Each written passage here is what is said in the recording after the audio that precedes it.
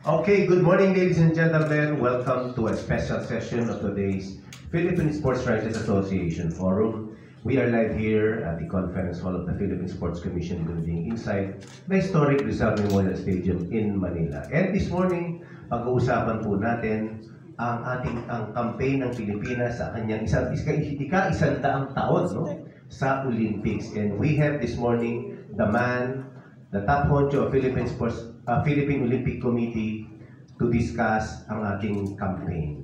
I'm Radical out of Manila Standard. Good morning, partner. Magandang umaga po, Philippine Sports Writers Association. Sana kasama namin kayo sa pamagitan ng ating live streaming sa Philippine Sports Writers Association Facebook page. At syempre sa Radyo Pilipinas 2 ang ating sports radio 918 kHz sa ating AM band. Judith Karingal po.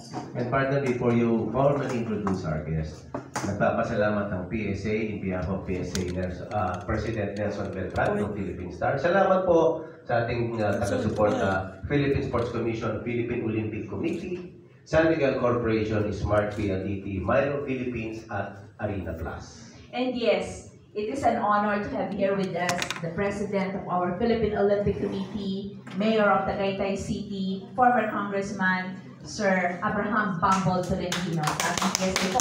Magandang araw po, Sir. Magandang araw, magandang umaga po, Judith, Randy. Magandang umaga po, Pilipinas. Ayan, without much ado, Mayor, alam namin, gagaling mo lang sa Metz, France, kung saan natin na training camp. Please give us a general update. Ano po ang mga ganapan na natin doon sa ating mga atleta? General update sa ating pong mga atleta na nasa Metz, yung pong training camp. Kauna-unahang training camp sa history ng Olympics, Philippine Olympics. Sila po ay mataas ang moral, halos nasa peak na, no, ng kanilang pag-training. May darating pang last batch itong athletics, sina Hoffman, sila yung mga huling darating. Nung dumating yung mga gymnastics natin from States, sina Alea, sina Sam ng fencing, sina Levi. So, sama-sama na po sila ngayon at masaya po. All is well taken care of. Nag-aantay na lang po tayo, ilang araw na lang. Almost 10 days. 5 days. Meron pa namang may iwan doon. Siguro hindi po siguro. Talagang may iwan po ang weightlifting doon. Napapahaba pa. Dahil ang interest nila sa disciplines, buti pa yun yung iba, August 4, August 3. So, may extension pa sila sa training. Yun po, at maganda ang resulta ng mga ginawa sa training camp. Marami pong makukuhang leksyon. Ito po yung ating magiging template na sa mga susunod pang mga ito po yung tamang template. First time nga po natin ginawa ito sa history ng preparation ng atin sa Olympics. At nung nandun po kayo, nakita po natin paano nyo mismo kayo, yung even mga food, mga pagkain ng mga atleta. Ano pong naging advantage nito sa mga preparations ng iba-ibang atleta natin na iba-ibang sports? Well, sa unang mga araw kasi, we have to adjust sa food. So, hindi sa atin yung caterer ng hotel, ng camp, na tinitira. So, lahat nag-request lahat ng pagkain na similar sa Filipino food with the approval of our nutritionist na kasama doon. Kasama naman tayo mga nutritionist doon. So, yun po nakita natin. So, we have to do it manually. We have to scout and we have to buy food for lunch and food for dinner. That's on a daily basis. Sa Mets po, sarado ang all establishments pag Sunday. Talagang totally sarado. So, naging isang challenge sa atin yun. So, pinag-isapan pa rin natin yung natulong ng isang Pilipino na nasa Mets kung paano makakahanap ng Sunday meals. So, nakuha naman tayo sa isang Asian buong sa Asian restaurant. Tumutulong ang Filipino community pero sa Mets po, ang Filipino community ay isa sa kulang. And sa sampulang Pilipino, lahat sila busy pa. Siyempre, nagtatrabaho. Yes. So, nagtatrabaho po yung, may mga trabaho po yung mga Pilipino sa Mets. Sa sampulang po sila doon. So, yung iba nagtatrabaho, baka dalawa lang po na iwan. All the rest nagtatrabaho sa Germany and Luxembourg. Kasi 30 minutes away.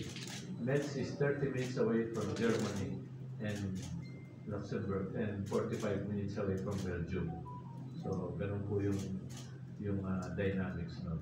Pag kayo naman pupunta ng Paris, pag kami napunta ng Paris to check all other information sa organizing committee, we have to travel 1.5 hour by train.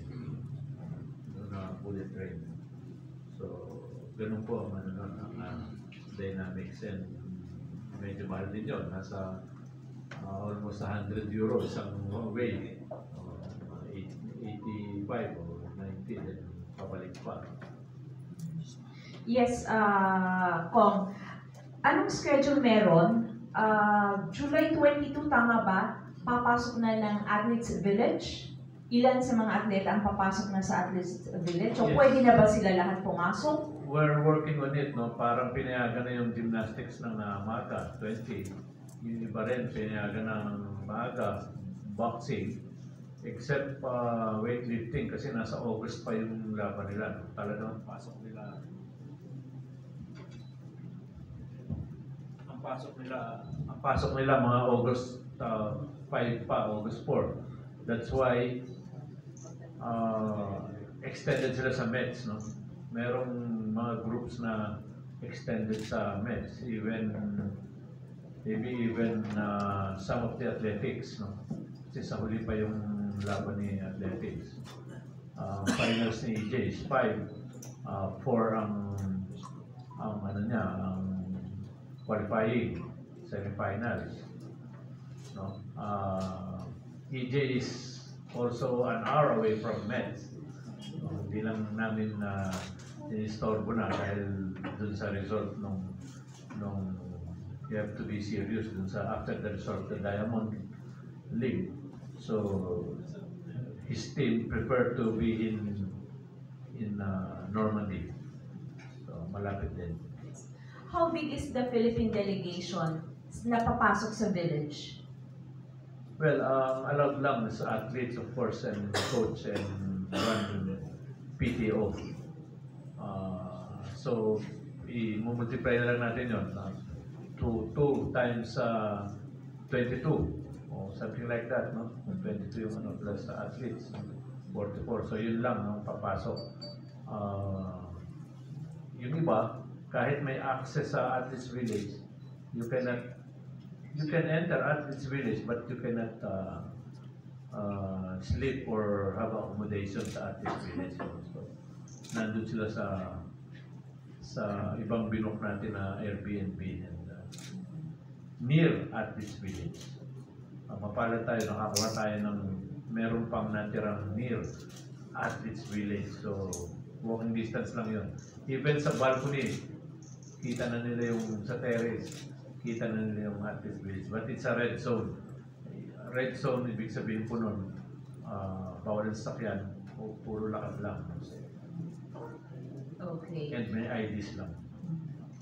Sir, we also observed that some athletes ay after nung kanilang physical conditioning, they moved to a nearby location. So Germany, di ba sir, ilang grupo yon, boxing, Tapos yung iba may ilang session ng training si Joanna Delgaco sa rowing. Weightlifting. Ano po yung naging coordination ng POC to those Yes. probably training centers, camps? We look for that other camp kasi nandun yung mga ka-sparring nila. Nandun yung ibang kagaya mo kay Joanny sa rowing. Nagkataon na may event, may laban, master something, no? So, part of the training, sumali na rin siya. Nagpa-register na rin siya. O, pag ano, bumabalik din lahat ng Mets yan. Bumabalik din weekend or what, tapos balik ulit doon. Si Joanny sumali, nanalo pa. Nag-first place pa.